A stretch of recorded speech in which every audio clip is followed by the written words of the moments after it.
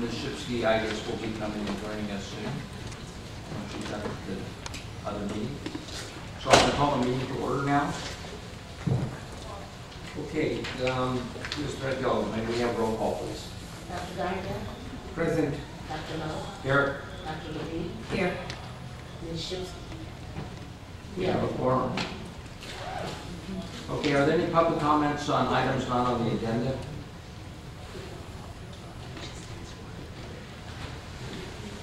Okay, no public comment. We'll move on to the next agenda item. Approval of minutes from the May 3rd, 2012 meeting. May I have a motion to approve the minutes? So moved. Is there a second? Second. Okay. All those in favor? Aye.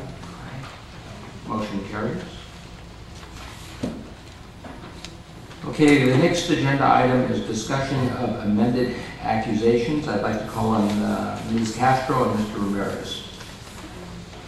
They are with the Attorney General's office, and they are here from the Los Angeles office. Good afternoon. Good afternoon, Carlos Ramirez, Office of the Attorney General. And I'm Gloria Castro, Supervising Deputy Attorney General.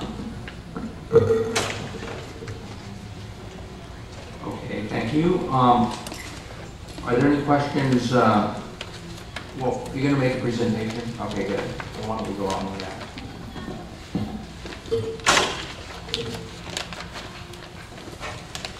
So starting right off with why it is that amended accusations end up being filed against physicians, we need to kind of back up and start at the Administrative Procedure Act. And the APA exists to be able to provide a simpler and expeditious administrative hearing process for physicians. And it affords them very ample due process rights, and I'll also make sure that they're judged in accordance to ethical and other considerations by judges. And it also sets forth the procedures by which the board will conduct its adjudicative proceedings after hearing.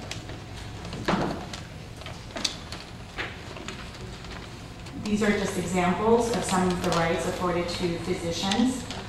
It includes discovery rights, for instance, an opportunity to rebut any evidence brought against him or her, and also written decisions to be able to say exactly why the board issued a decision and a penalty based on disciplinary charges.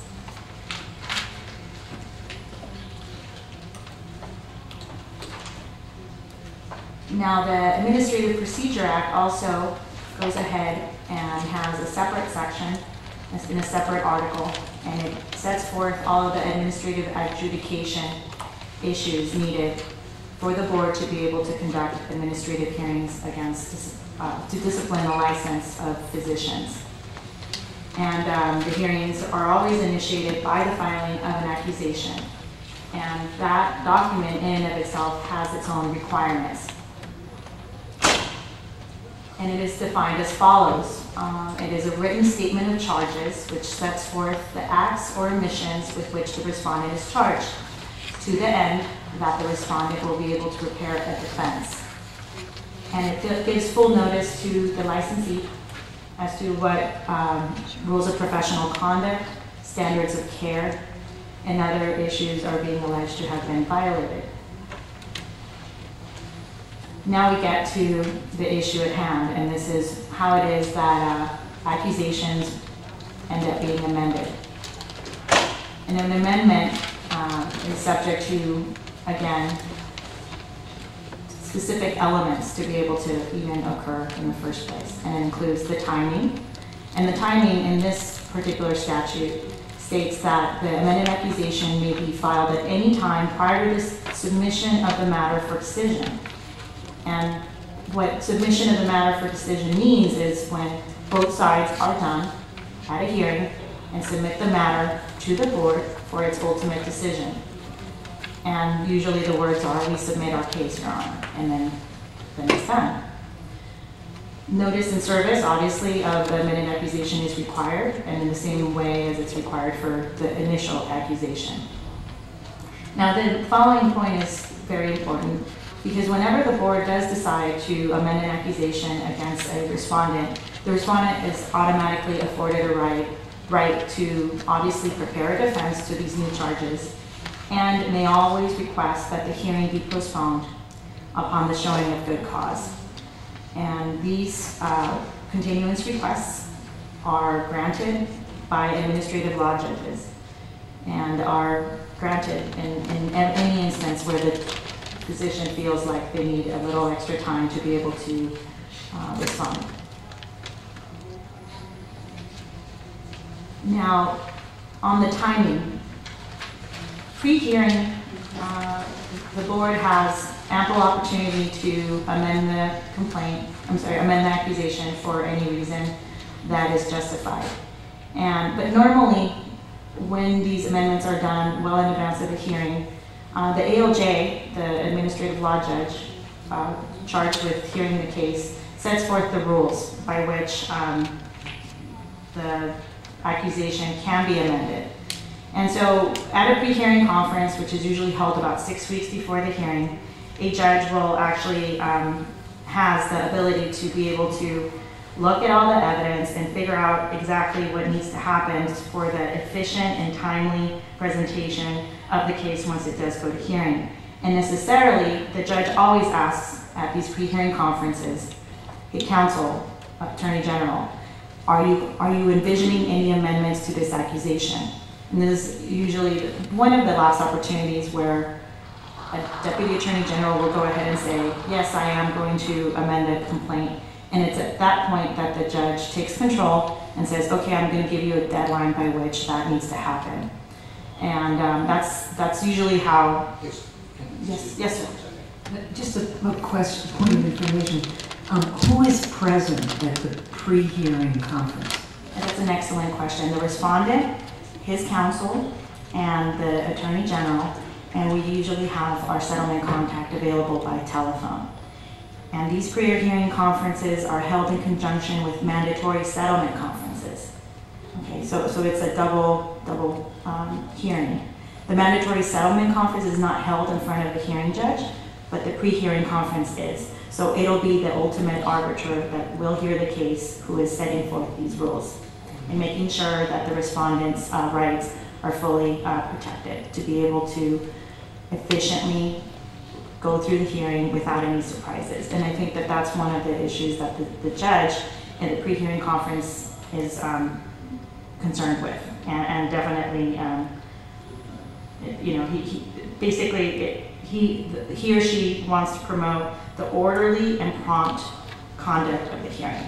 And necessarily it includes, if there's any amendments, a deadline for doing so, to afford everybody enough opportunity and notice to defend themselves. Now, amended accusations sometimes occur during the hearing, and these are very rare. And they happen usually as a result of new evidence that was not disclosed in the pre-hearing discovery phase. And it can happen due to any number of reasons that evidence is not produced. So there's nothing nefarious going on here. It's just evidence that is new, that was not exchanged, but it happens to be exchanged at the hearing. And again, at the pre-hearing conference, the judge will go ahead and set deadlines for production of witness lists and exhibit lists, etc. But no matter those rules, the respondent has the ability to present new evidence. And one example that can happen is, for example, on inspection of a medical record, some pages maybe were not produced in discovery. And the doctor has them by the time of the hearing, and they're produced to the Attorney General's office. And certainly the rules at the Office of Administrative Hearings are very, very open. Any relevant evidence comes in. And obviously, if missing information is discovered, it's going to come in.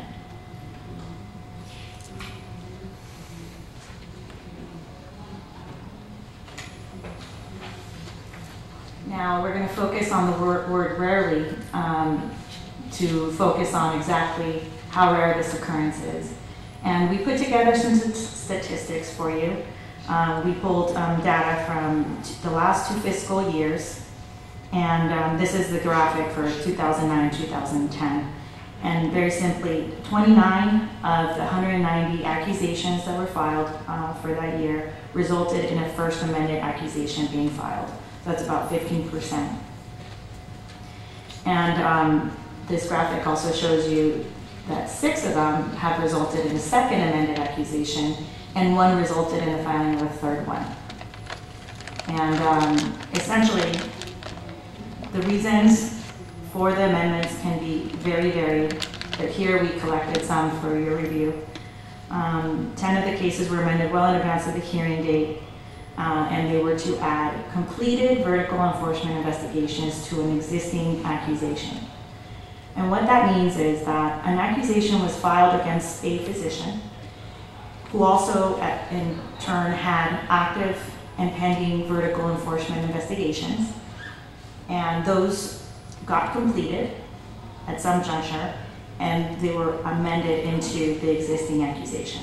Okay, so that happened 10 times out of this sample, and 3 cases of those were amended on the first day of hearing to add causes for discipline following cross-examination of board witnesses, a respondent, or respondent's witness. And again, no matter how thoroughly we work on investigating cases and exchanging discovery, this will happen. And that is because when witnesses go up there, they're going to go ahead and testify. And new issues come up which require our attention. Yes, sir. So we still have 8 cases from 2009-10. Yes. Well, we have 8 of the 29 amended cases are still pending, which means that there is no decision back from the board on those. So it doesn't mean they haven't gone to hearing, it just means we don't have a decision on those. All the other ones are completed. So 20 or 19.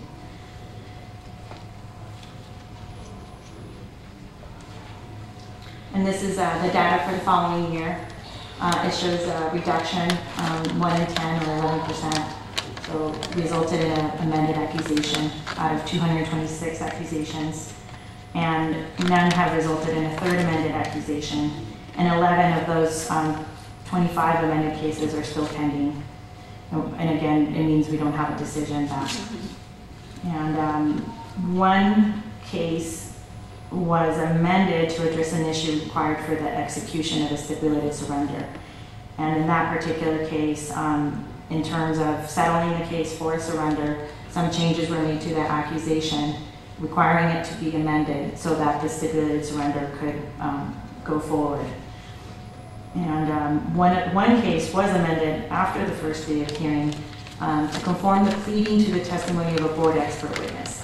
And again, these are our experts, but sometimes when they are up there and do testify, they may add yet another departure to the standard of care, which leaves us in the position of having to amend the complaint. I'm sorry, amend the accusation. Yes, sir. Did we do something between 2009 and 2010 to make this improvement?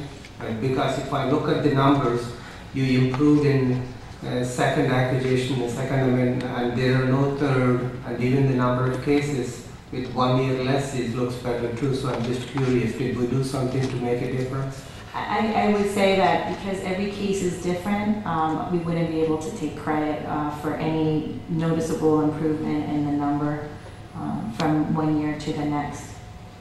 Carlos? Yeah, some of these amendments are unforeseeable, especially when they happen in hearing.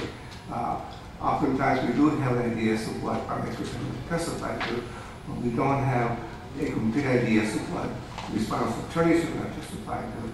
So once they take the stand and they're cross-examined, then if the circumstances, the dynamics of the hearing, the accusation, will change a little. So as Ms. Castro said, we should get credit for that. And again, some of these things are foreseeable, and Unfortunately, that is, it's going to happen. It happens not only in the administrative context, it happens in the criminal context, it happens a lot more in the civil context. That's just the nature of it. I was hoping that you made some procedural improvement which made the results look better. That's what my...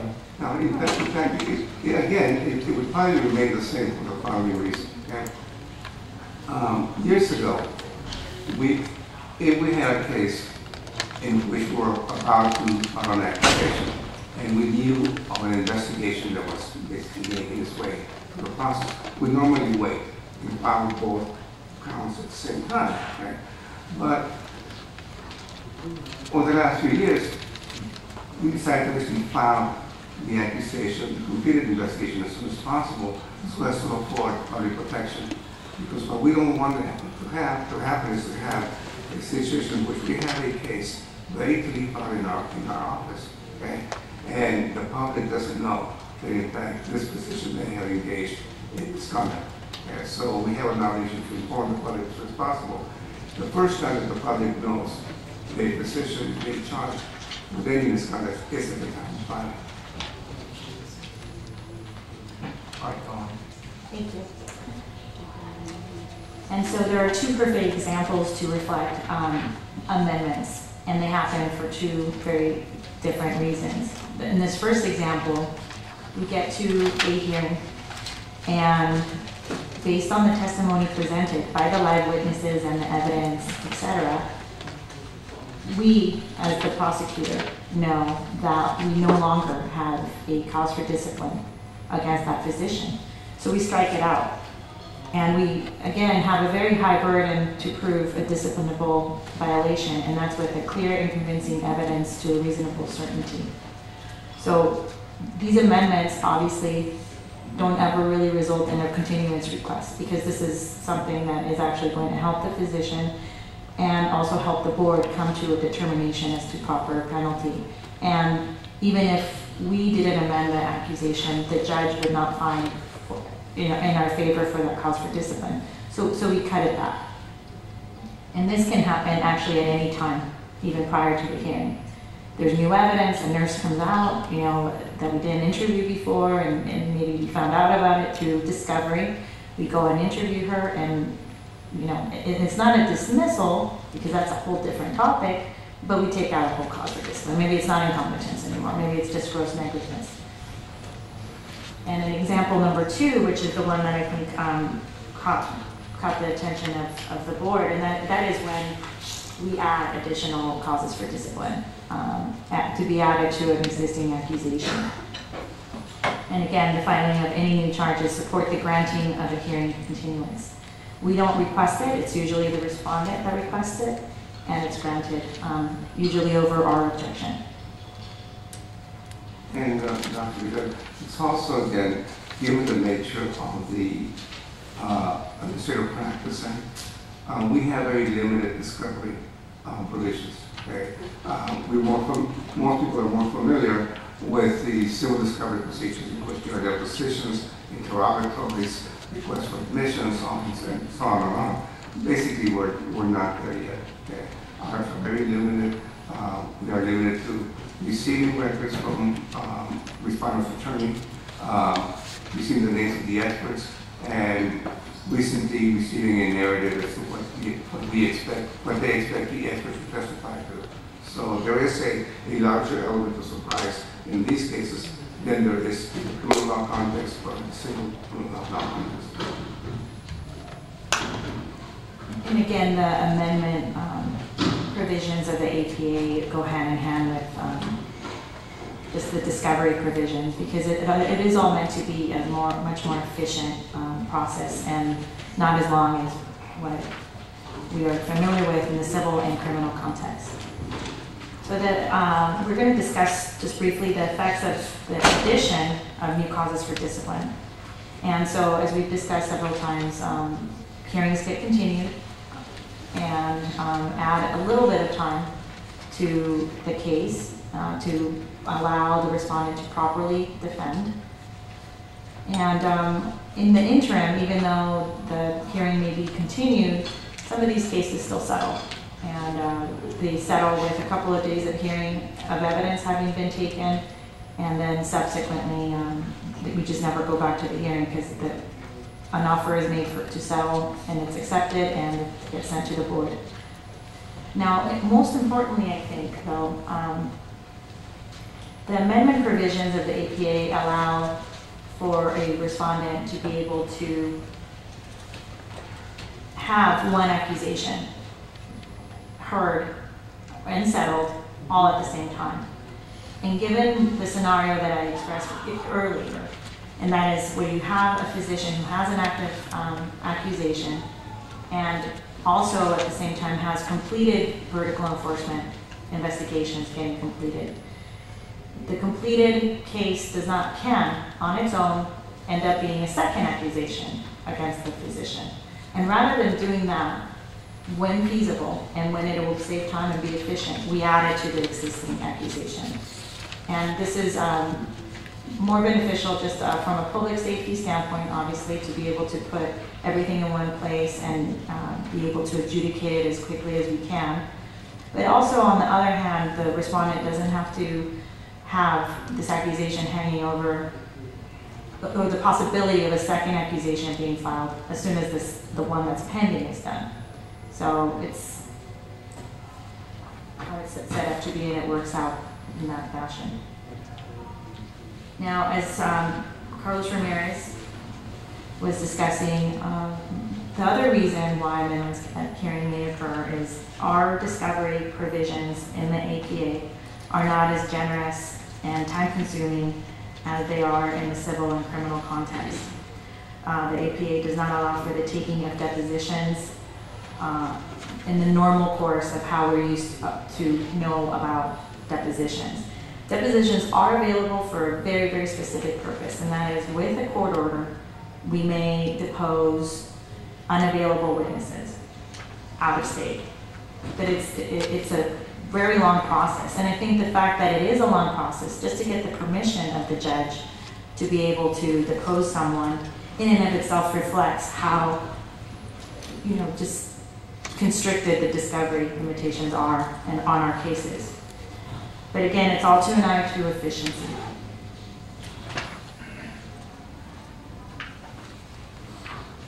And as we discussed this briefly, even though the board produces the written expert reports of our experts to the other side, there is an element of surprise when the defense expert testifies, because not only, for one, there is no requirement that the respondent produce what the expert report might say. They might not even produce one at all, and they kind of know pretty much essentially what the defense expert's going to say. Every once in a while we do in settlement see written defense expert reports, but it's unusual to find this exchange, and it's not required, so it just doesn't happen.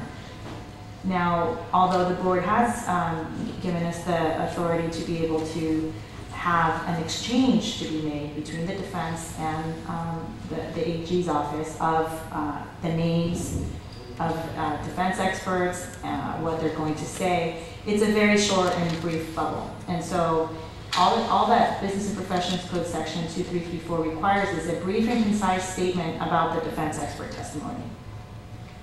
And again, it's very short, but at least it gives us a good idea of what the defense expert might say when they come. But we'll have to wait until the hearing to know much more. Yes, sir. But the respondent knows what medical board's expert, Yes. then why can't we get that information? I'm just curious. Well, From the experts on the respondent side. there is no requirement currently for them to provide us with written, well, there is a requirement that they produce statements, okay? And any written report that anyone on their side that has to say about the case, that is relevant to the case, that is going to possibly produce hearing testimony. But in order for that exchange to happen on a piece of paper, it has to be created. So there's no requirement that they generate the expert reports. And because of that, that exchange doesn't happen. Certainly if an attorney has had a defense expert create a report, he or she will produce it. But the fact that they're not produced suggests that none exist in these cases or none are generated. And again, Business and Professions Code section does sort of start us on that path by getting the brief and concise statement about what the defense experts might say. It doesn't get us as far as what we are used to seeing in our cases, that long expert report, setting forth in detail the reason why the respondent was found to have a disciplinable case against them. And so we've discussed these topics right here.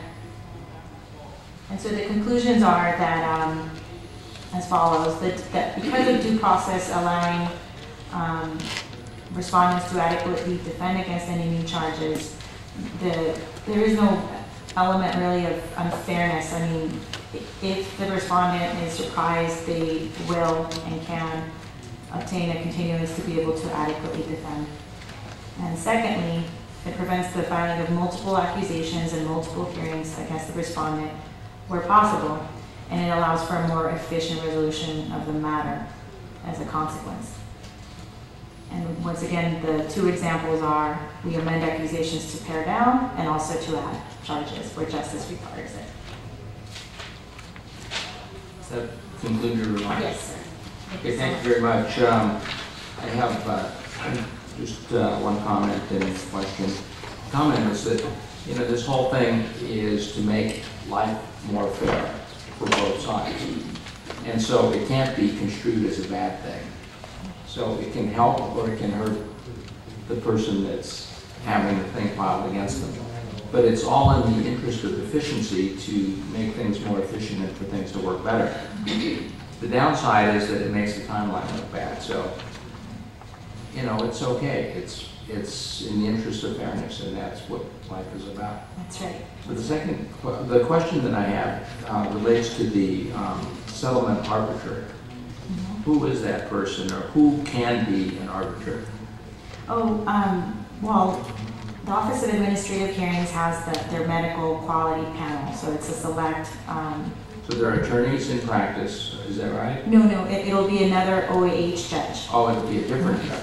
Right, so my understanding of this is that we have our medical quality panel who hears our cases at the Office of Administrative Hearings. So that person is the one that manages a pre-hearing conference. Now, on the same day that the pre-hearing conference occurs, we have a mandatory settlement conference. And usually they're ordered in longer causes. So if a hearing is going to last 5 or more days, it's a mandatory settlement conference. We engage in settlement negotiations no matter what, even if it's a one-day hearing. But in that context, it can be any ALJ from the Office of Administrative Hearings who hears out both sides. And it's a very interesting process. We present our thoughts to the judge alone in the room, then we're sent out, and the respondent gets to tell the judge what he or she thinks about the case and what's happening. And then the judge usually calls both parties back together, and then we discuss the fairness of the settlement, how he can bring us closer together to be able to end up settling the case. And it's a very fruitful discussion that we always report back to our client contact. We say, well, the judge thinks this and this and this, or the judge thinks it's a great case, or we can't move, and we go to hearing. But we do settle most of our cases. So the process is very efficient. You know, settlement works. In my opinion, yes. It's okay. Mm-hmm. All right, great. Any additional comments from, yes? I gather that it is fairly efficient, but just as a new board member coming on, what can you do to make it shorter timeline, respecting the due process of the respondent? I understand that I'm a physician, so I know. But what really bothers me is how long it takes some of these cases when we're supposed to protect the public. So that's why I'm just curious what your thoughts are. How can we shorten the process at the same time respecting the due process for the respondent? Well, there are several factors. One of them is that there's a small group of attorneys that are specialized in representing doctors in disciplinary matters. Okay? we are tied to their schedule. Okay? So we may be ready to go in a case, say in a month or 2 months. Well, response attorney may be occupied during that period. Okay? So that we don't have any control of that, and that's just the nature of the practice that we work under. Okay? There's other factors. There's obviously, we all know about state resources at this point, and it's been happening for many years. But again, the biggest obstacle in getting cases to hearing at more is the calendar of opposing counsel's attorneys. Right, I don't want to cut things short, but we have a very long agenda. So, are there any public comment? Okay, no public comment. May I jump in, if you don't mind? Can you give us just limit your comments to 3 minutes? Does this have to do specifically with amended accusations? Otherwise, we already had public comment. Okay, it has to do with the presentation. But does it have to do specifically with amended accusation? Because if it doesn't, this is not the time. Okay, I can leave. This has to do with the process that we were just talking about in the presentation. Okay, we already had public comment. Okay, sorry about that. Right, so this is only for this particular agenda item. Okay, being no further comment, we'll move on to item 5. Ms. Sweet, so this next agenda item is an update on the expert reviewer training, and this is a fantastic program that was put on by the medical board and championed by Ms. Sweet, and so she's going to give us the update. Good afternoon. I'm quite excited to tell you that on May 19th at UC Davis Medical Center's Education Auditorium, 8 hours of CME accredited training was provided to 103 medical board experts. If you look at this screen, you can see proof this training did in fact occur, and you can see from this handout package, it's pretty voluminous, that the agenda was ambitious. The agenda derives significantly from ideas Dr. Lowe had, including providing training that was interactive and inviting speakers such as a defense lawyer and an administrative law judge. These ideas proved to be a tremendous success. The training, which met Objective 2.6 of the strategic plan, which calls for expert reviewer program improvements, went really, really well. I could not have been more pleased with the number of physicians who attended, their sustained attention, and what I did not expect, the level of audience interaction for a class with so many people. The experts truly seemed to enjoy the training, and I won't make you rely on my telling, but will read you a few of the positive comments that we received. Training was very comprehensive and excellent. Thank you. The scenarios and discussions are great.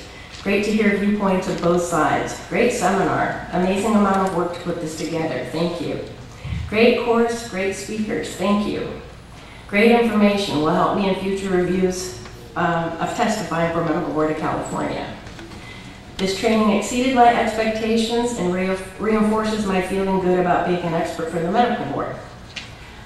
This was fantastic. This was the best forensic conference I've ever attended. So that's just a sampling of some of the comments that we received. And we did also receive some constructive feedback that will definitely be incorporated into future training sessions, such as spend more time on testifying techniques. I would like to hear more ophthalmology cases. Also, I would like feedback on my report, and I want to know if accusations were filed about the case. It would have been better to take questions at the end of the presentations. So anyway, after the training, I met with our CME sponsor to provide her with the evaluation forms, and she remarked that she'd never seen so many people take the time to provide us with comments, which was really positive. I think we were able to attract so many attendees because of the CME being offered, for which I'm grateful to Dr. Lowe for orchestrating. And I'm also indebted to Dr. Lowe for facilitating our use of the exquisite facilities, which you can see from the pictures were very impressive. I'm not sure we'll be able to find a similarly impressive venue for the next training, but we will surely give it a try. The experts commented enthusiastically also about the lunch that was provided to them. Another thank you to Dr. Lowe and Dr. DeRusso for arranging that. One component of the training that was very popular was an idea, Dr. Levine, you articulated when you pointed out the struggle that experts have discerning between simple and extreme departures. So several medical consultants helped me devise scenarios that the experts discussed and ultimately voted on as to what level of departure they thought the facts represented. No departure, a simple departure, or an extreme departure. There were 11 scenarios altogether for which we allocated an hour right before lunch because I had a feeling it would go over. And there was so much discussion during the scenarios that we only got through 6 of them. So it was a great idea. And it seemed to be a very successful segment of the training because we received quite a few positive comments about it. There are a few modifications I would like to make to the training for the next session, which is targeted to take place in February 2013 in San Diego or Irvine. The most significant change is the result of several experts having expressed concern that they receive little or no feedback as to their work as an expert. And this is a frustrating reality. For the next training, I'd like to pare the course down to 6 hours in the classroom, but still give 8 or maybe increase the CME credit to 10 hours, as the attendees would be expected to write a report for the sample case that is sent to them prior to the training. During the May training, we discussed that sample case in depth, and the experts voted on answers to certain questions about the case, but we were too rushed, and I think it would have been more valuable to instead have them write an actual opinion that gets analyzed by a panel consisting of a supervising investigator, a medical consultant, and a supervising deputy attorney general. The panel then could provide a written and verbal feedback to each individual expert.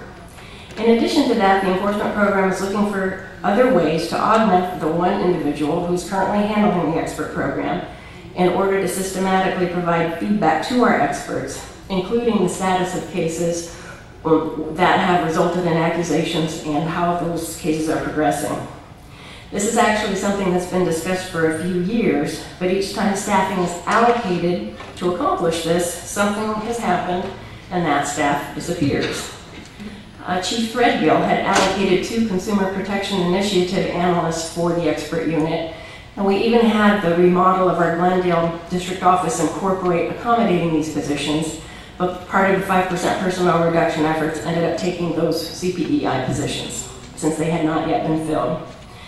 Then Chief Threadgill contemplated putting some retired annuitants to work in the expert reviewer program, but as soon as the words came out of her mouth, or so it seemed to me, the ban on hiring retired annuitants was set forth.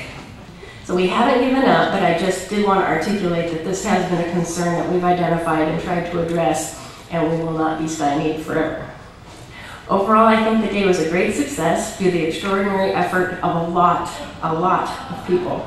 I am thankful to this committee for its continuous support of this endeavor, and I look forward to the next training session and hope that it's equally as well received. And that concludes my update. Thank you, Ms. Sweet. I can tell you that I was there, and it was my idea that we have more consistent training of experts up and down the state so that we're all on the same page. And to have better experts only makes the medical board more efficient and more fair. It's more fair for the medical board, it's more fair for the AG's office, and it's more fair for the physicians that have complaints filed against them. So this was, I think, a tremendous success. And Ms. Sweet and the support of Ms. Threadgill, I mean, it was a phenomenal effort, really. So it was my idea that we use the medical school because we don't have to pay much for the medical school. And I think we can probably do the same in Irvine or San Diego. And the facilities are very nice, plus we have the interactive system that allowed people to vote. And I think that it was really well received by them, and that means that it was definitely worthwhile and successful. So thank you very much. Are there any comments from the board members? Yes. Yeah, actually it's great. Your comments about improvements is wonderful. Only thing is that you need to have the panel make the time commitment to review all the answers. I mean, that takes a lot of time. So, and last one is Chief Threadgill maybe should not give any more ideas. Okay. All right, is there any public comment on this agenda item? Okay, being that there's no comment, we'll move on to item 6, Ms. Katie. So this next agenda item is the Chief Complaint Unit Process Overview and Goals. Thank you. The central complaint unit is the intake or triage unit for all new complaints filed against physicians. Oops. Most of you have seen the overview of the complaint review process, and this is on page 165 in your package, either in previous presentations or as part of your board member orientation. So today I'd kind of like to focus on the complaint unit processing with the goal of identifying some opportunities for process improvement to reduce case aging. Objective 5.2 of the board's strategic plan identifies the goal of reducing disciplinary timeframes and complaint processing and investigations by 10 to 20%, and reducing complaint processing averages to less than 70 days. This chart reflects the average number of days required to process a complaint in the complaint unit. And as you can see, the average number of days has been increasing since fiscal year 2008-2009. I'd like to point out that some of the challenges that we were facing during that same period of time were the furloughs, which were ordered to begin January 2009 and ran through November 2010. During that same period of time, the complaint unit's veteran staff of consumer services analysts began retiring. And the state's hiring freeze then affected our ability to quickly recruit and replace the staff in these critical positions. I've mapped each general step of the complaint review process in both quality of care complaints and physician conduct complaints to try to identify delays and look for some opportunities to streamline the review process. Let's first walk through the quality of care complaint processing time. First, the law requires that the complaints be acknowledged within 10 days of receipt. After the complaint is initiated and acknowledged, the file is then referred to an analyst for review. The analyst will review the complaint to determine what the nature of the allegations are and what information is going to be necessary in order to review the concerns raised in the complaint. If a medical release is needed, or if we need a release that includes a number of facilities or physicians, the analyst will then prepare the release and send it to the complainant for signature. We ask that the releases be returned within 10 days, but if we don't get the release back, we will send a second request asking for the release. Once the release is returned, the analyst will then start requesting copies of the patient medical records. In the Business and Professions Code, it identifies the time frames that either a physician or a facility has to respond to requests for medical records. So once we get all the medical records, then the analyst will again review the file to determine whether a medical expert review is necessary. There are some complaints that can be closed without requiring an expert review, but the vast majority go on and are referred to an analyst in our case management unit to identify an expert and obtain the expert review. And typically it's taking about 38 days in total to have the complaint reviewed by a medical expert. In using some of these standard or general timeframes to calculate elapsed processing time, we've estimated that it can take between 70 and 122 days to complete the initial review of a quality of care case. And the board receives an average of 3,200 quality of care complaints per year. I think there are certainly some opportunities to reduce the elapsed processing time for these complaints, and we'll discuss some of those ideas later in the presentation. Physician conduct complaints provide a much greater opportunity for an expedited review and require shorter processing time. These complaints can include issues which we would classify as urgent, such as sexual misconduct, physician impairment, or hospital discipline reports, and those complaints are referred directly to the field for investigation. Some other examples of physician conduct complaints are those that would relate to physician demeanor, office staffing issues, and for the most part, those complaints are considered non-jurisdictional. The board also assists patients and consumers in obtaining copies of their medical records. These complaints typically only require that we contact the physician, typically in writing, and ask for a written response. Using the time frames, again, to calculate elapsed processing time, we estimate that it can take anywhere from 17 to 59 days to complete the review of a physician conduct complaint. And we get an average of 3,400 physician conduct complaints each year. Finally, we looked at some strategies for improving the time frames required to process consumer complaints and to achieve the goals that are set out by the board's strategic plan. CCU management identified the following goals for improving case aging. I think one of the easiest areas to reduce case processing time is to reduce the amount of time that it takes to initiate and acknowledge a new complaint. Clearly, the goal should be to get the complaint in the hands of the analyst as soon as possible in order to start the review process.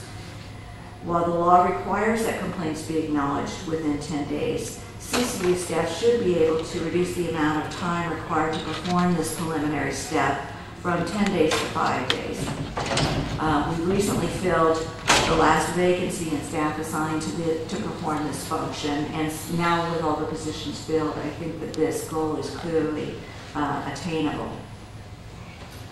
While staff may not be able to make any significant improvements in the time required either to obtain a patient release or to obtain copies of medical records, there certainly is some opportunity to reduce the amount of time required to secure a medical expert and to obtain a medical review. Vern Hines from the Consumer Affairs Internal Audits Unit looked at the CCU medical expert review process during part of his risk assessment in November of 2011, and he will be reporting his findings and recommendations as part of agenda item number 7. Business and Professions Code section 2220.08 requires that before a quality of care complaint is referred for investigation, it must be reviewed by a medical expert with the expertise necessary to evaluate the specific standard of care issue raised in the complaint. I think the rationale for the upfront specialty review makes perfect sense, but there have also been some unintended consequences which do adversely affect case aging.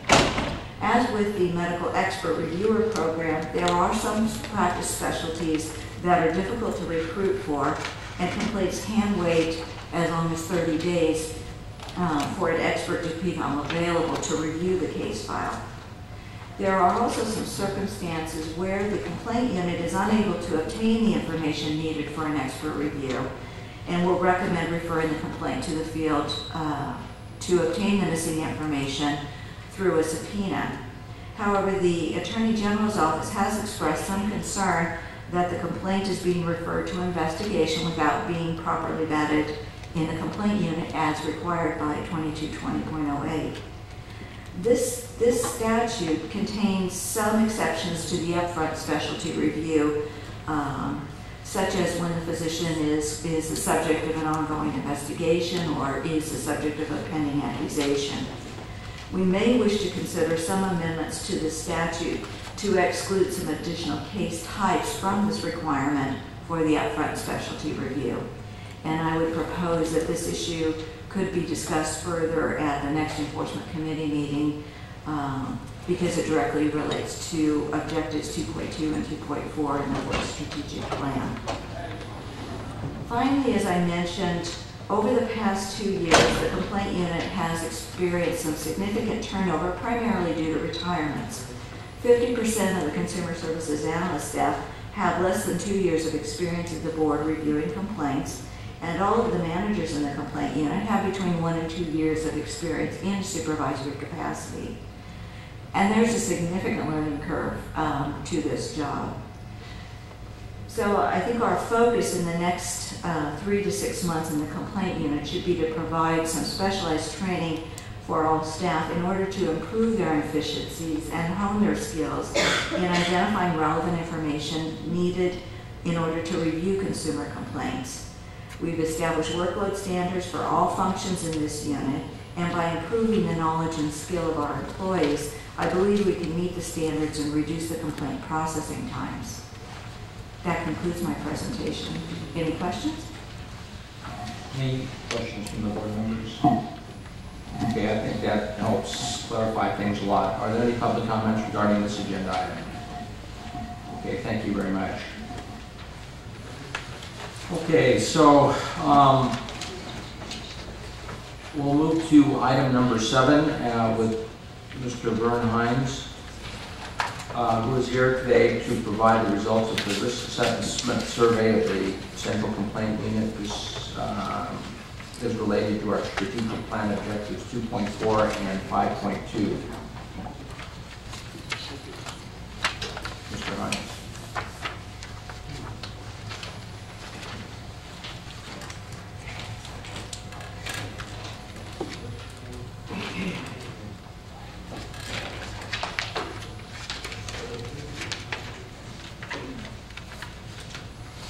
Thank you. My name is Vern Hines, and I'm with the Department of Consumer Affairs Internal Audit Office. And back in November of 2011, I did a risk assessment of the medical board as part of the department's effort to identify those boards where enforcement activities were a high risk, and we wanted to ensure that those boards were utilizing their resources to the best of their abilities to process cases. So basically, I picked the time period January 1st, 2011 to June 30th, 2011, and I had identified that the medical board closed almost 3,600 complaints. On average, those complaints took 4.3 months, and of those, 416 took at least 12 months to close. So in terms of months to close, the top 20 ranged anywhere from 30 to 67 months. Here is as an auditor, I looked at the 416 that took more than 12 months to close. And of course, when we're looking at risk, we want to find out, well, what's behind those numbers and why are those taking longer than other cases? And are there ways that we can improve the process to reduce those times? So I began by looking at the priority codes that the CCU uses and broke the 416 down by those priority codes. And you'll see that some of them are urgent. The Central Complaint Unit uses U1 through U5 to designate urgent cases. And then you have high and routine, which are less urgent.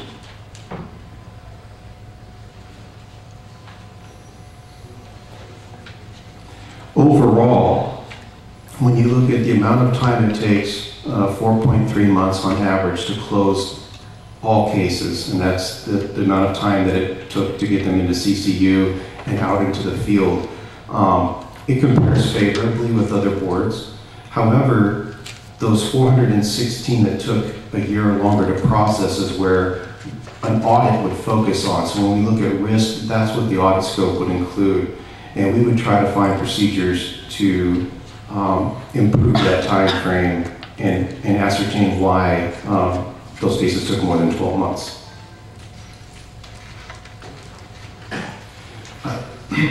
As we'll get to, I think, in the next slide, we talk about the specialty reviewer process. Well, I introduced this slide here because during 2003, Senate Bill 1950 introduced a new implementation of the specialty review process, and it required that before any quality of care complaint is referred to the field for investigation, it must be reviewed by a medical expert. And in 0809, which was the data that I used from a medical, or from a consultant report that I had access to, they looked at 0809 data and they broke down all the types of cases that went to a medical consultant, the types that didn't, how long they took, whether they were quality of care, not quality of care.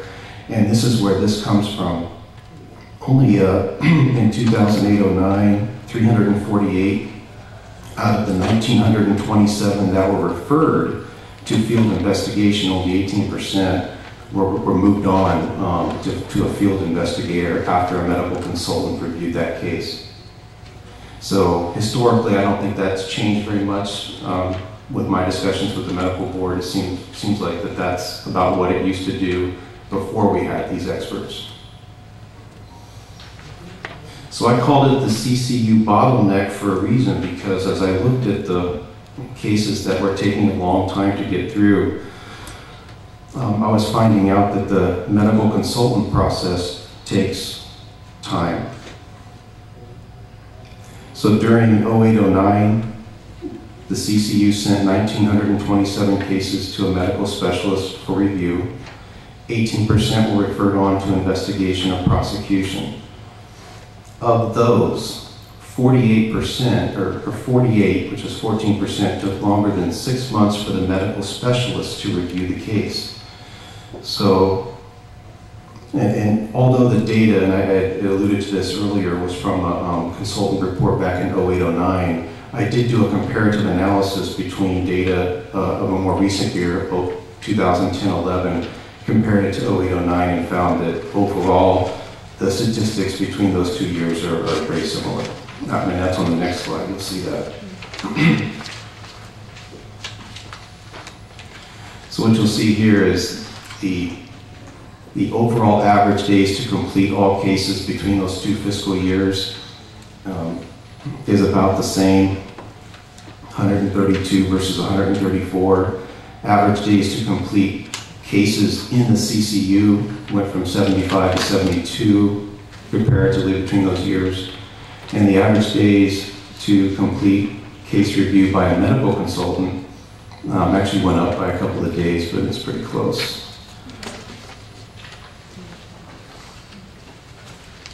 So what are the areas of risk and concern that I had as an auditor when I looked at this program? And I really could break it down into 4 areas. Number 1, complaint cases may not be adequately prioritized. Number 2, complaint cases may not be assigned in a timely fashion to a medical specialist. Number 3, medical specialists may have the cases too long.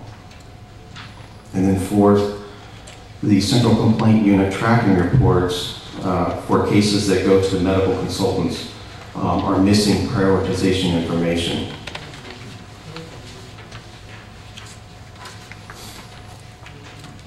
So the CCU uses urgent codes U1 through U5. And only one type, U1 of quality care complaint, is tagged as high priority while waiting for a medical specialist review. According to the CCU, there are other types of high priority cases that may not be tagged, and that would be a U3, for example. So while cases are sitting on the shelves waiting to go to the medical consultants, they do red tag certain types of folders. But there may be others that are also urgent that don't get this special designation. And some examples of that would be an excessive prescribing situation, a U3 code, or a sexual misconduct case, which would be a U4. So what the CCU may want to consider here is flagging all urgent cases that are waiting a medical specialist assignment to ensure that these cases receive priority over those that are not urgent. Because not all cases that go to these medical consultants are urgent. You have some that are just high and or routine priority.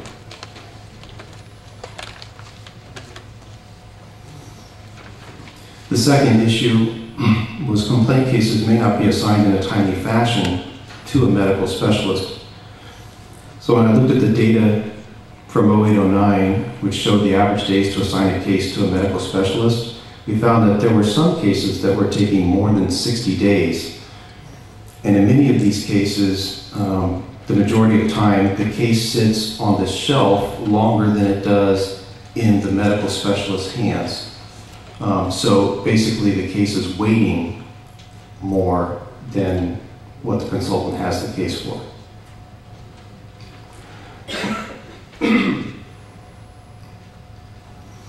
I did look at some more recent data that the CCU provided, and it did look like the newer data showed that the cases were spending less time on the shelf, but I couldn't do an apples-to-apples comparison because the data wasn't broken down in the same fashion as the way the consultant did in the 08-09 data. But regardless, with a better prioritization system, the CCU should be able to get higher priority cases out to the medical specialists in less time. I've looked at some data that showed it was in November 2011, all cases waiting for a medical specialist assignment. Only about 33% of those cases were urgent. So we have a lot of cases that are not urgent. And so if we can focus on those urgent cases, given the existing resources that the CCU has, and get those out to the medical consultants right away, that could speed up that process for those urgent cases.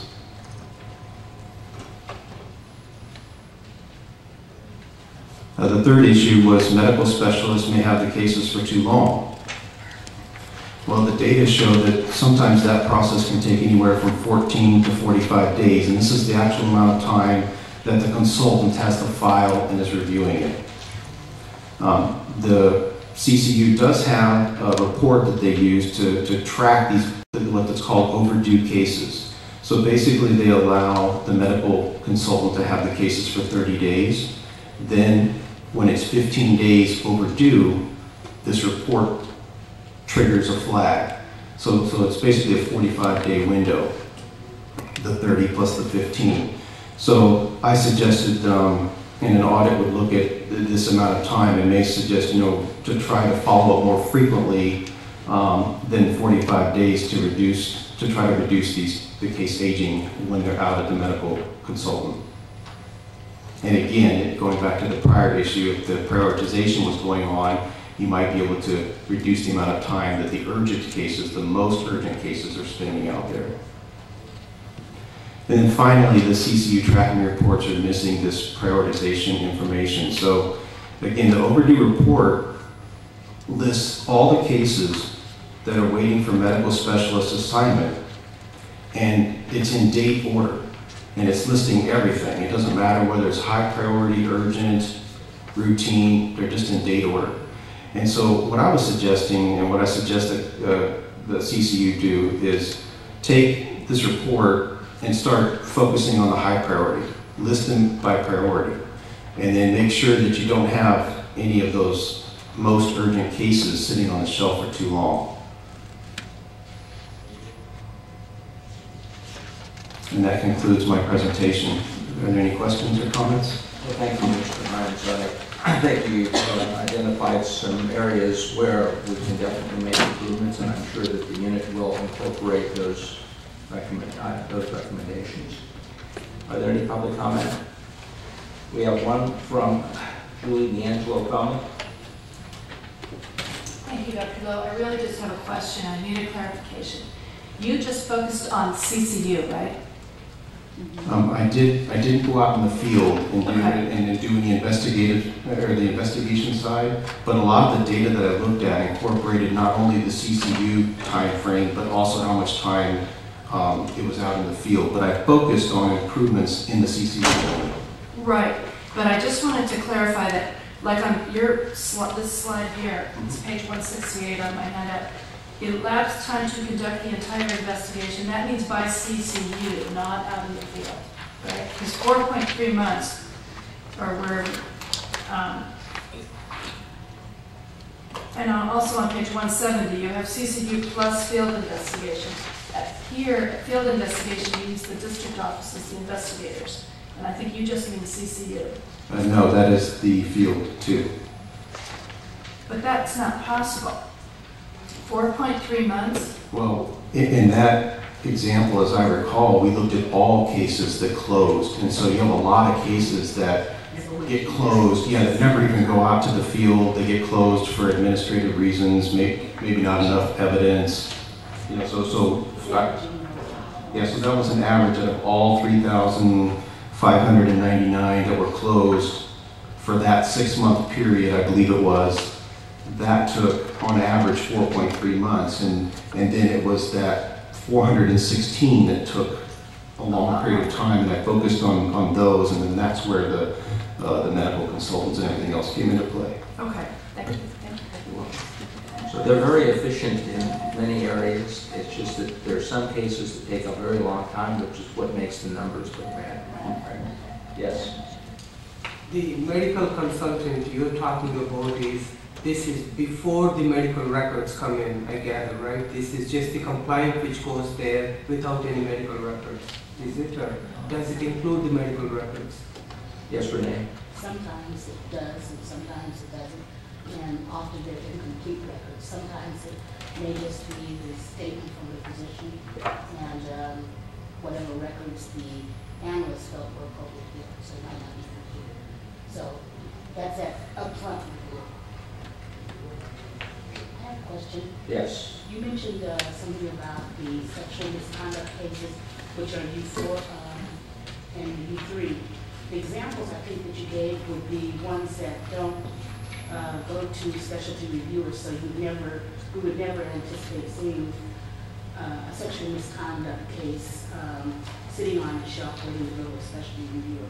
Those go straight to the field. They go to the physician conduct unit and then to the field. On very rare occasions where the complaint has to do with the manner in which an examination was performed, or something, if it's an obvious sexual assault, we're not going to a consultant. If it's something that the patient is complaining about, the interaction in the office and how the physician handled the exam, we may get some consultant opinion about whether that was of concern or not. That's my question. Okay, very good. Thank you very much. Thank you. If there's no additional public comment, we'll move on to the next item. Okay, next item is number 8. This is the update on the training of administrative law judges, and I will give that report. So on June 22nd, 2012, the medical board coordinated training for the administrative law judges who hear the medical board cases, and this went very well. And this was in part at their request. So I met with the presiding administrative law judge at that time, Jonathan Liu, and we discussed the topics, and then the staff at the medical board was very helpful in finding the best speakers that we could, and we settled on a particular number of topics. A lot of it revolved around pain management, appropriate medication standards, chronic pain issues, and so forth. We also had new developments in medicine, integrated medicine, hospitalists, and so forth. There was a discussion on medical record keeping, electronic medical records, and finally we had a section on orthopedics, old style versus new style surgery, and some education on anatomy of the back. So this was very cost effective because it was done with video technology, so all the administrative law judges up and down the state could attend via teleconference. And I think overall it was a very worthwhile day. I think the judges were very pleased with the quality of the program, and they were very attentive. So we're exploring additional opportunities with them, including lunchtime versus all-day presentations. And this comported with the strategic plan objective 2.7, which identifies opportunities to better educate judges and hearing officers at the OAH office. Any discussion? Any public comment? Excellent. Moving to item number 9. You know, we only have 20 minutes, so we've got a lot of agenda items. Okay, so we, on the next agenda item, there's an update regarding the reconciliation of the Medical Board of California and the HQES data, and I'll give a brief overview. On June 29, 2012, I again met with the medical board staff and the health quality enforcement staff, where we had a productive discussion regarding the reconciliation of statistics and data. Everybody has been working very hard to reconcile the data that is presented in different formats. Supervising investigator and deputy attorney general meet monthly to exchange information so that the data comports at that level, and Ms. Katie and Ms. Castro have been working on reconciling cases at the AG's office that have remained unfiled. They've made much progress, and they're now reviewing cases that have remained unfiled for 30 days. Additionally, they are working on gathering data on the elements of the model to compare across the 4 regions of the state. So this agenda item is in furtherance of satisfying objective 2.3 of the strategic plan.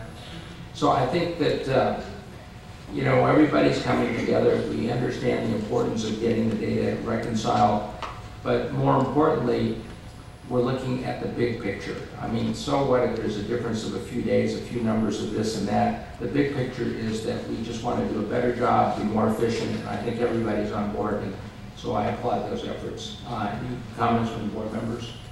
Any public comment? No public comment. We'll move on to the next agenda item. Okay, agenda item 10 is a discussion and consideration of the enforcement annual report format, and we're going to hear from Ms. Hirschmeyer. Good afternoon. If you would please turn to tab 10, page 180, you will find a memo and copies of selected annual reports from fiscal year 1992 to 1993, or actually 1992-93 fiscal year to the present. As you can see from these samples, the enforcement section of the annual report has evolved over the last 20 years. The board's enforcement section is mainly driven by the information required to be reported in Business and Professions Code section 2313.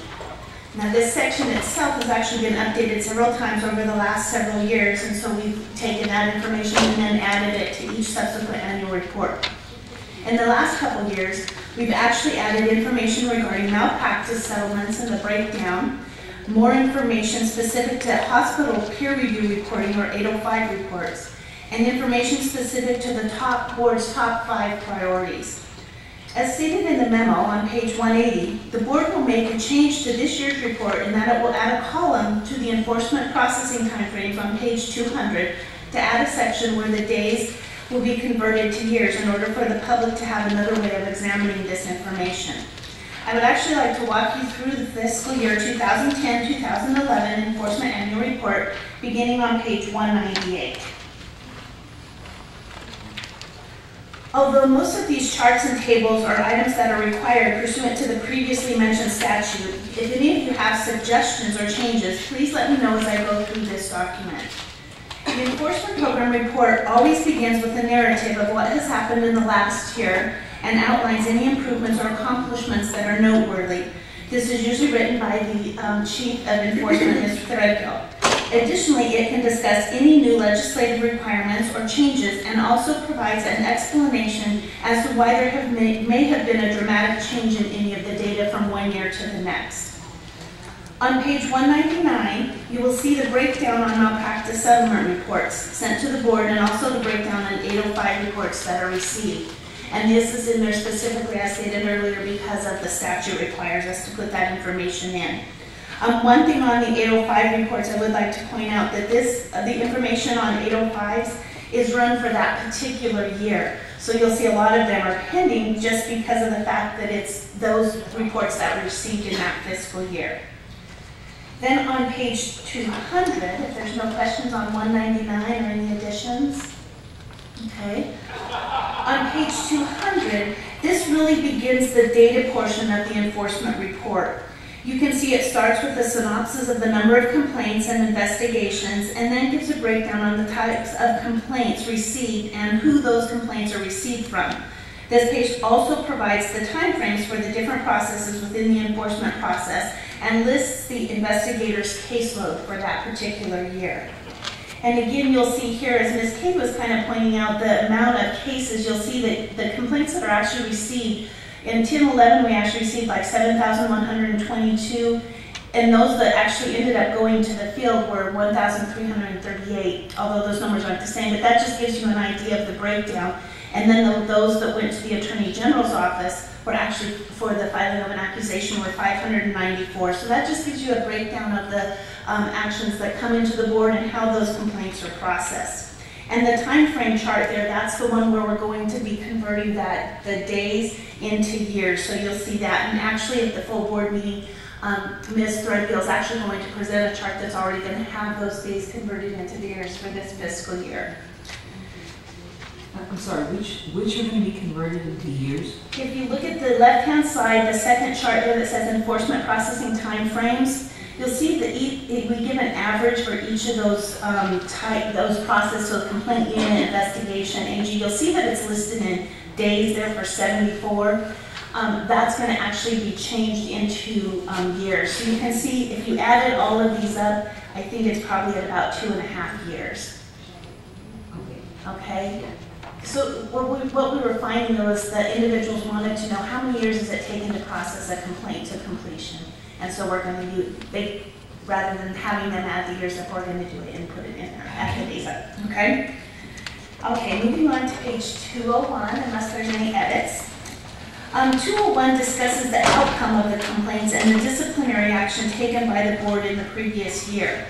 Pursuant to the law, the administrative outcomes actually have to be broken down by case type and also identify how many actions were taken in the priorities laid out in Business and Professions Code Section 2220.05, and those are the ones that Mr. Hines spoke of earlier today.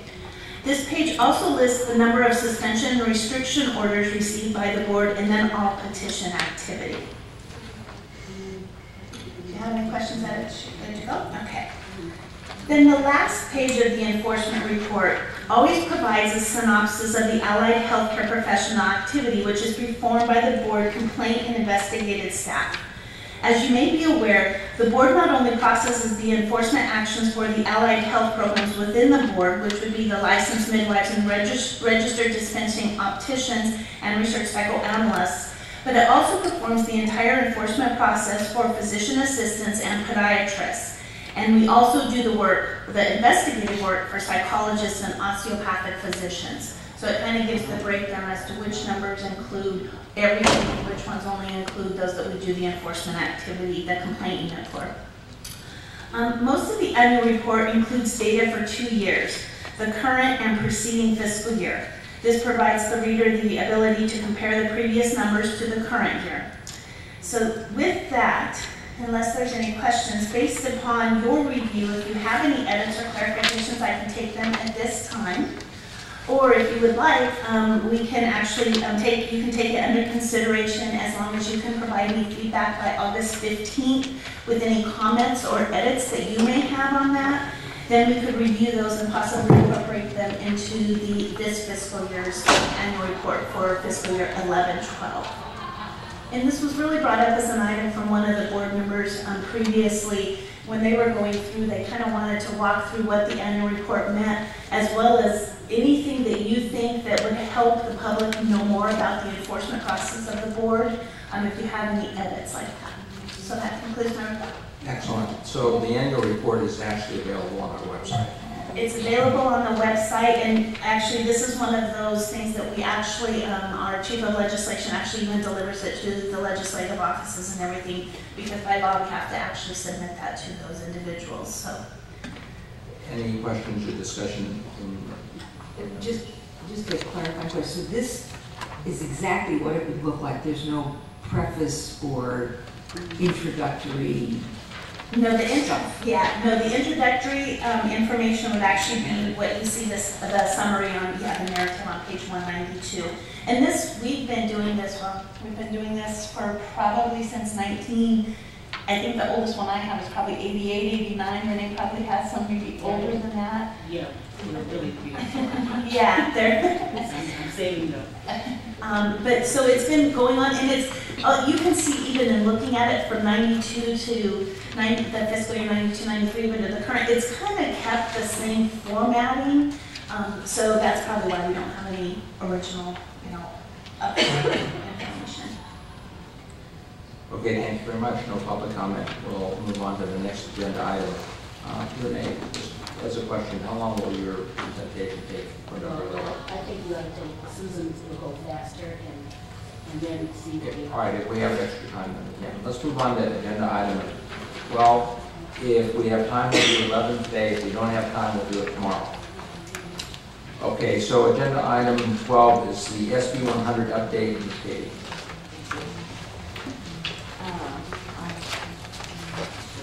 So it's in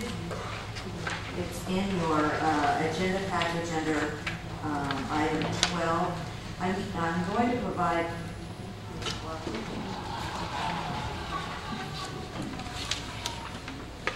this is to provide you with a status report on the progress being made to implement SB 100 regarding outpatient surgery settings. And this report is responsive to Objective 2.8 in the board's strategic plan.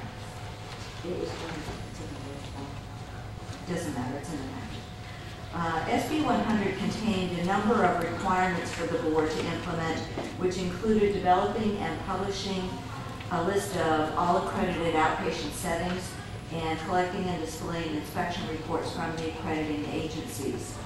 These portions of the bill are being implemented by the licensing program. On page 204 in your package is a chart that identifies the board's responsibility in responding to complaints received from surgery centers. The Health and Safety Code does require that the accrediting agency perform either an inspection or an investigation in response to a complaint forwarded by the board and provides timeframes for responding back to the board when the inspection or investigation is complete. I also prepared a flow chart entitled Complaint Process, which is on page 205, to display how the board will respond to complaints received regarding outpatient surgery settings. The complaint will initially be reviewed by the licensing program to determine whether the setting is accredited or not. If the setting is accredited, the complaint will be forwarded to the accrediting agency for inspection. When the inspection report is received in licensing, the findings will be reviewed to identify if any deficiencies were noted in areas that relate to patient safety. If so, then a copy of the inspection report will be sent to the complaint unit to be initiated as a complaint and referred for a formal investigation. SB 100 also requires that accrediting agencies inspect the setting no less often than every 3 years. The inspection reports are to be provided to the board and posted on our website for public viewing. The next flow chart displays the review that will occur when an accrediting agency identifies deficiencies during their regular inspection or takes action against the setting to either revoke, suspend, or place the setting on probation. We are proposing that written notification be sent to the physician, to any physician known to have privileges at the setting to advise them of the change in the accreditation status. The physician can continue to perform procedures at that setting, but cannot use a level of anesthesia which places the patient at risk for loss of life-preserving protective reflexes.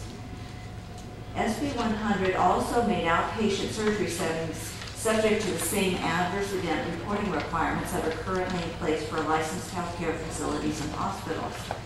We met with the Department of Public Health to discuss this new reporting requirement because the law requires that the adverse event reports be filed with that agency.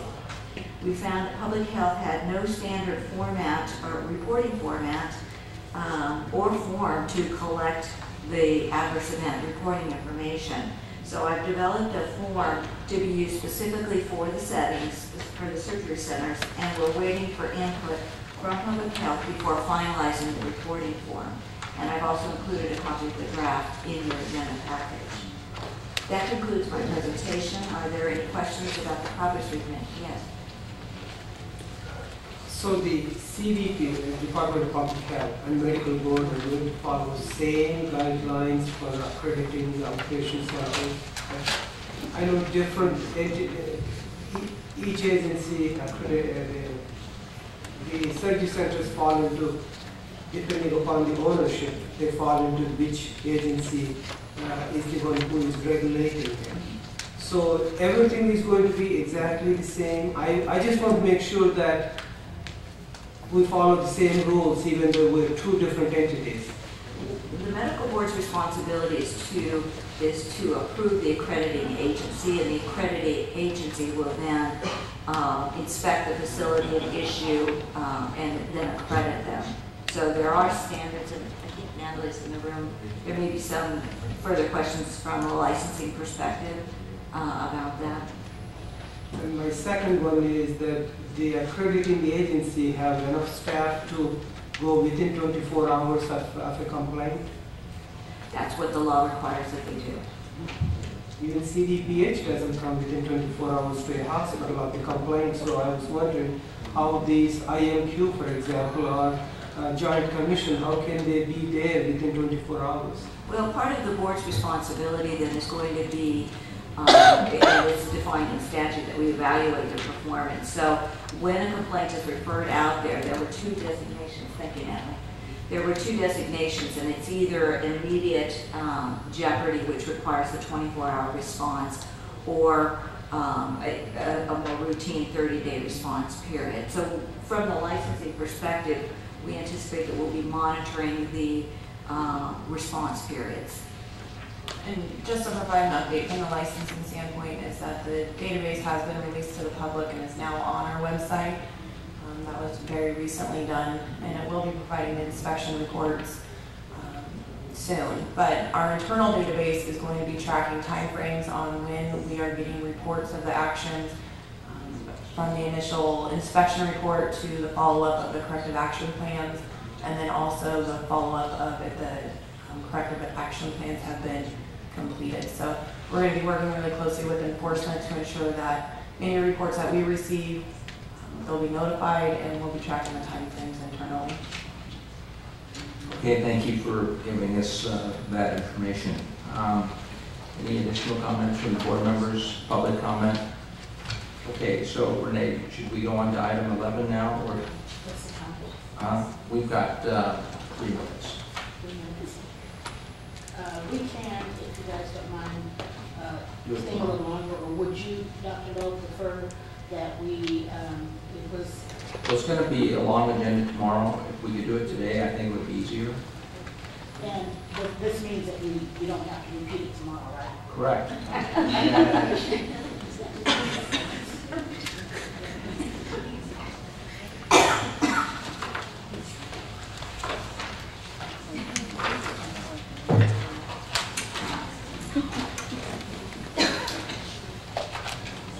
Good afternoon.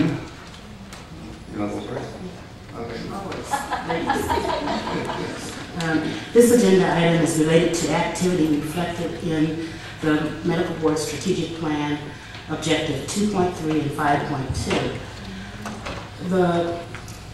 Please, may I direct you to page 203, which shows a chart which conveys the enforcement process prior to VE. I just want to remind you, I don't have it on the slide, but it's in your material. I just want to remind you what that process looked like prior to January 1, 2006.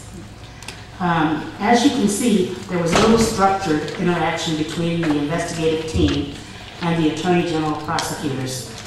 The deputy assigned to the district office, which was called a ditto at that time, would consult regarding the complaint when it initially arrived in the district office for investigation. However, the next consultation might be at the time the decision regarding disposition was made. The ditto would determine if an accusation was warranted or if the case should be closed for insufficient evidence. So after January 1, 2006, the chart on page 2004 illustrates that there is much more interaction between investigative staff and the AG's office. Under this model, there is a lead prosecutor assigned to each district office. Each new investigation is assigned to a primary deputy attorney general, and that could be also the lead prosecutor, depending on which cases are retained by the lead prosecutor to see all the way through. The primary deputy provides legal advice throughout the investigation. The investigator continually provides updates to that primary deputy with documents, medical records, investigative reports. In fact, the case begins with what we call an IPPR, which is an investigative plan, which is approved by the primary deputy or the lead prosecutor. The primary deputy attends subject interviews. The case is reviewed by the primary deputy prior to going to an expert reviewer. The deputy is involved with selection of the expert reviewer, meaning the appropriate specialty, and the primary deputy also reviews the expert opinion prior to a decision being made on the disposition of the case.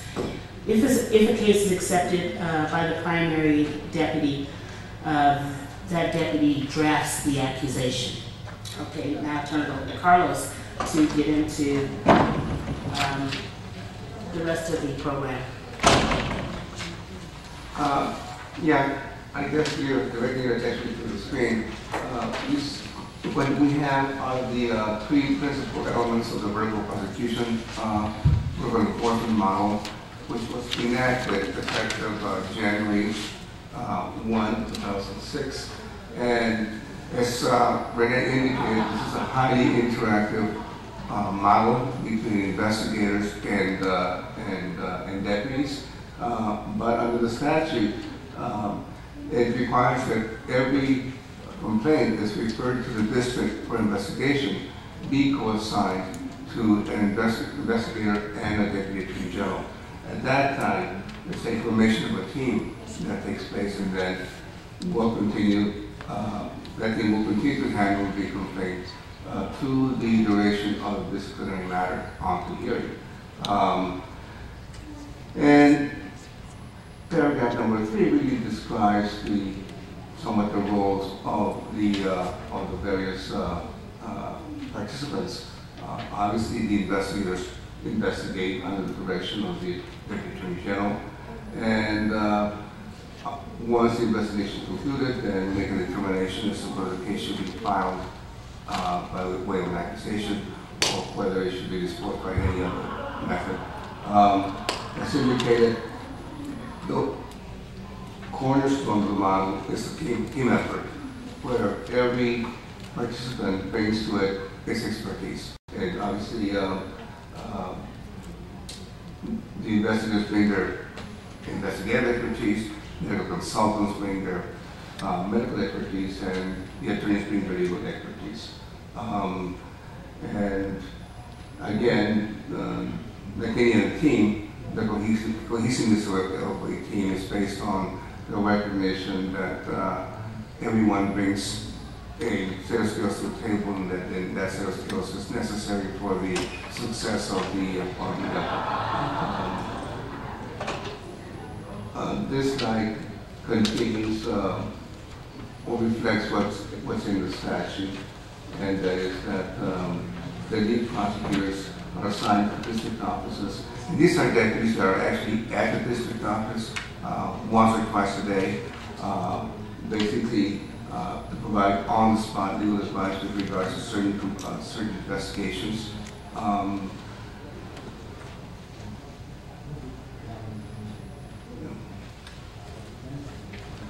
And along the way, there's been a learning process, because initially, as the statute was first drafted, it called for the transfer of the investigators onto the Attorney General's office. Okay? That the statute that changed before its implementation. What we ended up with basically was the investigators remaining under the offices of the medical board, and the attorneys obviously remain under the jurisdiction of the Attorney General's office. So along the way, we have encountered obstacles that we had not anticipated, because the statute that was written called for certain things to take place. Okay?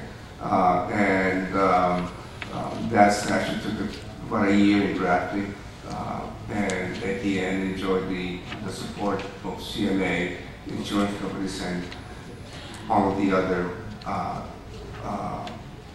stakeholders. Right? But at the end, we ended up with something different, so we had to make adjustments along the way as to how to adapt the statute that we had to the present role of both the deputies and the investigators. And along the process, we made adjustments like refining how we interact together. We've actually participated in joint training, because that's been necessary. We have joint training between investigators and deputies. Subpoena enforcement has become an obstacle that was not present so much 10 years ago. As the process evolved, so has the sophistication of responders attorneys and increasing obstacles to the successful prosecution of cases. But again, being that we have someone at the district office able to expedite the processing of subpoenas a lot more efficiently. At the same time, earlier we discussed the process of administrative hearings, and I think Dr. Donovan asked how hearings could progress more rapidly. One of the things that we have is that the board has enough continuous policy at the hearing so that when the respondent requests a hearing and a hearing is set, the board does not agree to any continuance. So that's resulted in expediting the cases along the process. That's just one of the tools that we use. And as was indicated earlier in the agenda in this committee, there's an ongoing, we're doing review training with the objective of improving the quality of the expert opinions and enhancing the resolution of medical board cases. And there was some, this is the way to relay, which I'm working together with. We pulled out some of these statistics that tend to support improved public protection.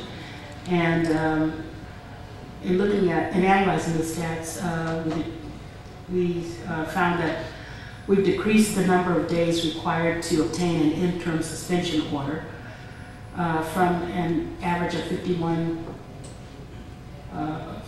days in 2005 to an average of 30 days in the current year. And we've also increased the number of Penal Code Section 23 orders obtained to an average of 36 in each of the last 3 years. That's total. We've been obtaining about 12 of those each year. These are procedures that come together relatively quickly. One will compensate the other, but again, the objective of this is to protect the public as soon as possible. And we have in some instances, for example, in the ISOs, a defendant a respondent who may have engaged in egregious conduct that needs to be placed under some type of court supervision, and we've been successful because it has been executed in doing that. The second paragraph really addresses those physicians that have been arrested for having perhaps engaged in criminal conduct, and it's inimical to the public safety to have a physician arrested for what could be viewed what is criminal conduct, at the same time be permitted to practice medicine at the same time, be permitted to practice medicine. So we march into court when we have the information and request that the judge issue a restriction on the license of a physician. On the practice. On the practice. We've seen some improved efficiencies at the medical board. We've decreased the average number of days to complete the complainant interview. When I look at the data markers, that's one of the things that we've made improvements on. Previously, it was more than 100 days. Currently, we're at right around 89 days. We've also decreased the average number of days to complete the subject physician interview. Previously we were at 66 days and we're down to 51 days. We've also decreased the average number of days to acquire medical records with a release. Previously we were at 95, currently we're at 64, and finally we decreased the average number of days to acquire medical records via subpoena. Previously we were running around 124 days and we're down to 82 days.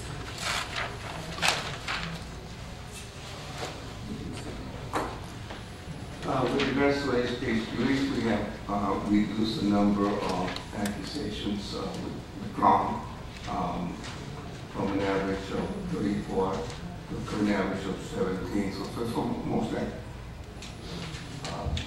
50%, which is significant because we understand the seriousness of filing charges against the physician. We understand the impact that it has on his practice and the personal impact that it has on his family. So again, having to file charges that ultimately have to be withdrawn is not a good situation, it's not a good use of resources. I will say that some of those withdrawals had to do to physicians that are deceased, so we would withdraw the accusation, so that number can be a little misleading. And also, for the same reason, we decreased the number of accusations dismissed. Again, we're filing, I think the data when some people silent will show that we're filing fewer cases, but the cases that we're filing are stronger and perhaps, well, obviously more meritorious. And again, number 3 also speaks to the strength of the case. The stronger the case is, the easier it is to need to resolve. And therefore the settlements are, we're in 2011, we're right around 70% of the case, 77% of the cases were settled. In conclusion, we've improved public protection, we've made improvements in the investigation and prosecution stages, and in investigation and prosecution process continues to be impacted by some external forces that we're going to still explore what we can do in order to achieve efficiencies, even though it's not anything we can totally control. Okay, thank you very much, Ms. Pettigill, Mr. Ramirez. I think that's, oh, you have some more. This is a chart that we have prepared this week, and it shows various stages that it's okay. Do we have this? Yes. Where? One day I think the last page. Okay, 231. Okay, it's just not as pretty as that. Yeah, how it can be close from investigation to actual filing or accusation. Are we able to address the first part? Actually, I think it speaks for itself. It's running through all the steps that the investigation takes before it gets to acceptance by the Attorney General's Office for Prosecution. Yeah, just one thing that I want to point out, and I don't look back over time, but I want to point out how important it is to be able to get medical records quickly. Because that, once we get the medical records, then the investigation flows and that's what when we don't, that's when the bottleneck occurs. Okay, is that it? Thank you. Thank you. That was very good. So I think this is very important. I mean, this goes back to 2006. It's taken a long time to get significant improvement, but clearly there is improvement. And for those of us who go way back to 2006, it used to be called vertical prosecution, but I guess vertical enforcement is a more appropriate term. So I think it's a very positive thing, and after all, it is all about public protection, and there definitely is improved public protection. So going on to the last agenda item, are there any additional? There was a question. Yes. Absolutely, yes, I do have one. How can you improve further on this at the same time cutting the costs of this process? Because I see so many arrows going back and forth, each time I see an arrow, there is going to be an increase in cost. So have you both together come up with an idea how we can I think just in general principles is that the sooner that we get to evaluating an accusation, both from the perspective of the medical consultant, the investigator, and the attorney, and the sooner we make a determination on that case, the better off it's going to be. Because, you know, if we focus on that, then we're going to be making determinations of whether cases are more meritorious, those go forward, others are not, those are sure to be closed, thereby focusing our attention, the resources from the cases that are more meritorious, and disposing of those cases that are not as meritorious, and obviously then clearing the cloud of, you know, over the suspicion over the head of the physician, which they will no longer be viewed as, you know, being suspected or heavily engaged in any type of misconduct.